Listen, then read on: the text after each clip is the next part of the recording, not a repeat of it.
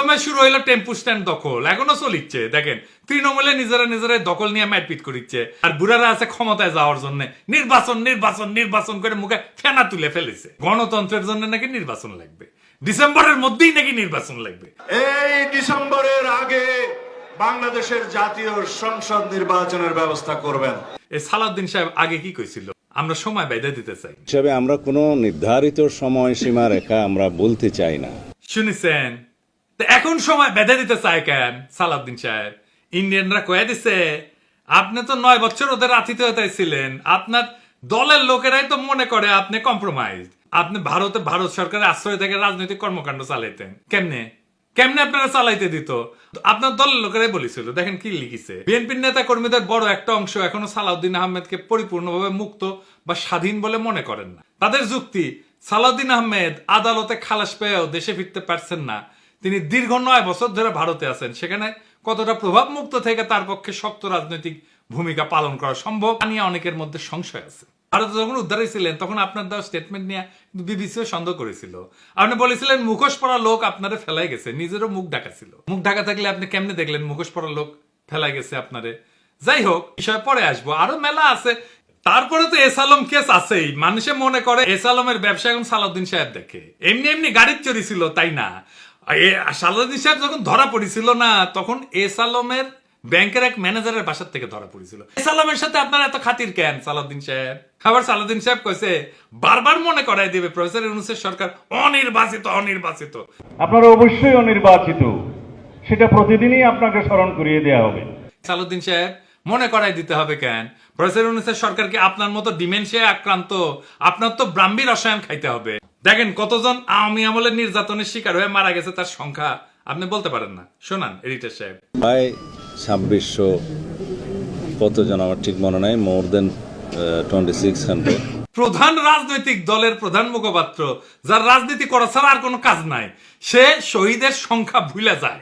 শুধু শহীদের সংখ্যা ভুলে যাওয়া না, 24-এর বিপ্লবকে বিপ্লব বললে স্বীকার করতে চায় না। শুনেন, এই সালাউদ্দিন সাহেব এর আগে কতবার এই আগস্ট বিপ্লবকে বিপ্লব বলিছে। দেখেন পৃথিবীতে একটা নজিরবিহীন ছাত্র জনতার বিপ্লব হয়েছে। এই বিপ্লবকে পৃথিবীর সামনে দেখিয়ে দিতে হবে এই রক্তাক্ত বিপ্লবের মধ্য দিয়ে।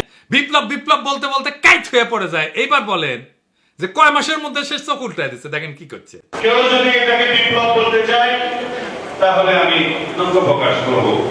তো সালাউদ্দিন সাহেব, আপনার ওটা মুখ না হাসিনার সাথে তফাৎ কি?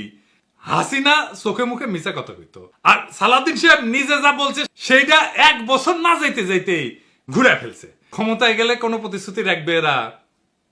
রাখবে না। স্যাম্পল তো এখানেই। আর সে কি রাজনীতি সংবিধান এসব বুঝে? এই সমস্ত কথাবার্তা যে কয়, ওই সংবিধানও বুঝে না। বাংলাদেশের জনগণ সংবিধান রচনা করবে। অবাক ব্যাপার কি জানেন? বাংলাদেশের মানুষ এই 55 বছরে একবারও নিজের সংবিধান নিজে রচনা করতে পারেনি। বিষয়টা বুঝায় বলি। ধরেন আপনি পরীক্ষা দেবেন, আপনার প্রশ্ন করবে কে? আপনার টিচার তো, তাই না? আপনি তো আপনার পরীক্ষার প্রশ্ন তৈরি করতে পারেন না। সংবিধান রচনা বা সংশোধন সেই রকম। বিএনপি নির্বাচন চায় না, বিএনপি গণপরিষদ নির্বাচন চায় না, কারণ গণপরিষদ তো তাদের লুটপাটের রাস্তা বন্ধ করে দেবে নতুন সংবিধান লিখা। তাই তারা সংসদ নির্বাচন চায়। আপনারাই বলেন, হাসিনা যে সংবিধান রেখে গেছে, যে সংবিধান খালেদা জিয়া ছুঁড়ে ফেলে দিতে চাইছেন, সেই সংবিধান বদলাইতে চায় না কেন বিএনপি? এই প্রেম কেন হাসিনার সংবিধানের প্রতি, সেটা আমরা জানতে চাই। নয়তো ব্যাখ্যা দেন কেন খালেদা জিয়া সংবিধান ছুঁড়ে ফেলে দিতে চাইছিলেন। সে বলে প্রফেসর ইউনূসের সরকার অনির্বাচিত সরকার। আসেন এটা একটু বুঝে দেখি। আপনারা অবশ্যই অনির্বাচিত, সেটা প্রতিদিনই আপনাকে স্মরণ করিয়ে দেওয়া হবে। সালাউদ্দিন সাহেব 1975-এর 7 নভেম্বর থেকে 1978 সাল 3রা জুন পর্যন্ত জিয়াউর রহমানকে নির্বাচিত সরকার ছিল। দুনিয়ার কোথাও আছে অন্তর্বর্তীকালীন সরকার নির্বাচিত হয়? আন্দাবরি কথা বলেন কেন? নির্বাচিত অনির্বাচিত প্রশ্ন আসতেছে কেন? ওই যে ইন্ডিয়া বলে দিছে না আনইলেক্টেড সরকার, এটাই শিখাই দিছে ইন্ডিয়া বিএনপি, তাই জপিচ্ছে। ওই যে দিল্লি রয়টার্সে লেখা হইলো না আনইলেক্টেড সরকার, দেখেছেন?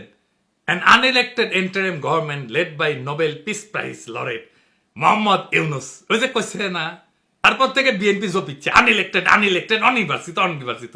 আরে অন্তর্বর্তীকালীন সরকার তো অনির্বাচিত হয় রে বেকুব। প্রশ্ন হচ্ছে সরকার বৈধ কিনা। জি, এটা বৈধ সরকার। আপিল বিভাগের মতামত নিয়ে সরকার গঠন করেছে সুপ্পু।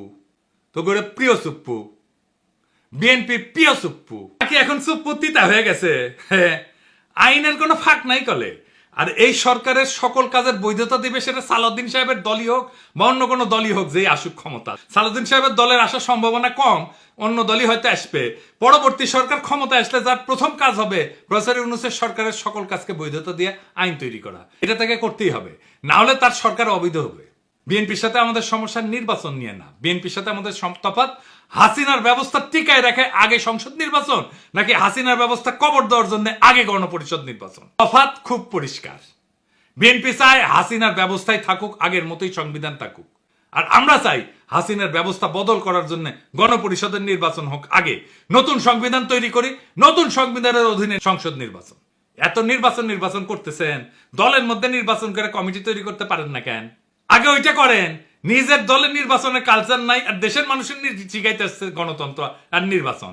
খারান হাইসানি এতদিন কোন কমিটিটা নির্বাচন করে আপনি করতে পারছেন? নিজের কোন কমিটি? নিজের কমিটি করতে পারেন না নির্বাচন করে, আর জাতীয় নির্বাচন নিয়ে মাথা খারাপ করে ফেলছেন। আর ভাই আপনার তো দলেরই ঠিক নাই। মির্জা আব্বাস কয় এটা দ্বিতীয় স্বাধীনতা না। স্বাধীনতা দিবস প্রমাণ করবে যে দ্বিতীয় স্বাধীনতা বলে বাংলাদেশে কিছু নাই। সে নিজের দলের চেয়ারপারসনের বক্তব্য শুনে নাই। দেখেন তারেক রহমান কি বলে। 1971 এর মুক্তিযুদ্ধ আর 2024-এর মুক্তিযুদ্ধ, উভয় মুক্তিযুদ্ধেই জনগণের বার্তা একটি। কি সেটি? সেই বার্তা হলো শর্ত দিয়ে স্বাধীনতা হয় না। গণহত্যাকারী স্বৈরাচারী হাসিনা পালিয়ে যাবার পরে বাংলাদেশ স্বাধীন হয়েছে। স্বাধীন বাংলাদেশ থেকে বলছি। এই দলের প্রধান নেতা বলে এক কথা, আর স্থায়ী কমিটির নেতা সারিন্দা বাজায় আর এক। এই দল দেশ চালানোর মতো লায়ক হয়েছে? আগে নির্বাচন দিয়ে কমিটি বানান, দেখি কেমন গণতন্ত্র এখানে, তারপরে দেশের গণতন্ত্রের ঠিকা নিয়েন। আপনি আসরি ধর্ম পরের শিখাও। ওই যে পরীক্ষার কথা কইছি না, নিজের প্রশ্নপত্র নিজে বানানো যায় না, বানাবে টিচার। গণপরিষদে হইতেছে সেই টিচার যে জনগণের হইয়া প্রশ্নপত্র তৈরি করবে, সংবিধান রচনা করবে, তারপর সেই সংবিধানের আলোকে সংসদ নির্বাচন হবে। এটা হইলে জনগণের মালিকানা। আর আজ যারা বলে আগে সংসদ নির্বাচন দরকার, তারা আসলে হাসিনার পুরানো খোলা খাতা দিয়ে আবার পরীক্ষা নিতে চায়। খাতায় শুধু দুইটা প্রশ্ন থাকে, লুটপাট আর গোলামি। আমরা চাই নতুন খাতা, নতুন প্রশ্নপত্র, নতুন পরীক্ষা, যার নাম হইল গণপরিষদ নির্বাচন। এই নির্বাচন হবে নতুন দিনের জন্য, নতুন সমাজ গঠনের জন্য, যেখানে জনগণ নিজের হাতে সংবিধান লিখবে, নিজের শাসকের হিসাব চাইবে। সংসদ না, আগে লাগবে গণপরিষদ। নির্বাচন চাই, কিন্তু সেই নির্বাচন যেটা হাসিনার ব্যবস্থাকে কবর দিয়া ভবিষ্যতের বাংলাদেশকে জন্ম দেবে, সেই নির্বাচন চাই। হইল লড়াইয়ের মূল। এটাই হইল বিপ্লবের আকাঙ্ক্ষা, 24-এর বিপ্লবের আকাঙ্ক্ষা। এটাকেই আমরা বাস্তবায়ন করতে চাই। আর আপনারা বিএনপিরা সেই বিপ্লবের আকাঙ্ক্ষার সামনে পাহাড়ের সমান বাধা হয়ে দাঁড়ায় আছে। এই বাধা আমরা মানব না। এই বাধা কিভাবে সরায় দিতে হয়, এই বাধাকে কিভাবে পরাজিত করতে হয়, সেইটা আমাদের জানা আছে। সেটাও টাইম মতো দেখে নেবেন। ইনকিলাব জিন্দাবাদ।